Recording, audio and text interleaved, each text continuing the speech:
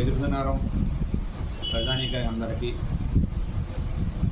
మీ ద్వారా విజ్ఞప్తి చేస్తున్నది ఏంటంటే, రాబోయే వినాయక చవితి అందరూ హ్యాపీగా జరుపుకోవాలి.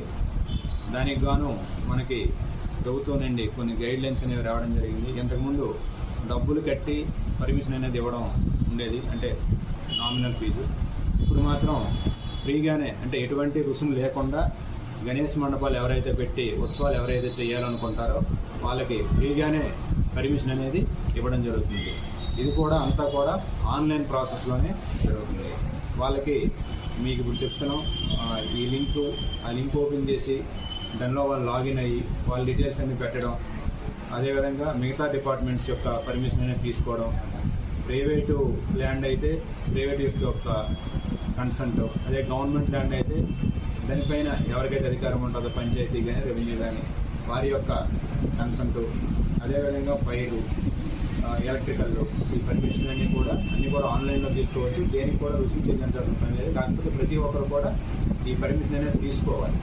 అదేవిధంగా రోడ్లు కట్టంగా వేయడం, ట్రాఫిక్ ఇబ్బంది కలిగించే విధంగా ఉండడం అది చేయకుండా మేము ఒకసారి ఫీల్డ్ ఇన్స్పెక్షన్ చేసి ఆ సైట్ ఓకే అనుకుంటే దానికి ఆన్లైన్లోనే పర్మిషన్ అనేది ఇవ్వడం జరుగుతుంది.